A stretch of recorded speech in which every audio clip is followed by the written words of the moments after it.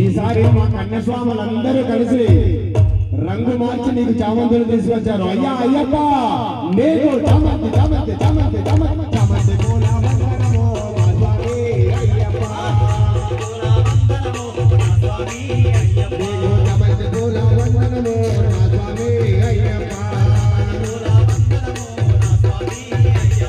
వందనమో వందనమయ్య నా స్వామి అయ్యప్ప.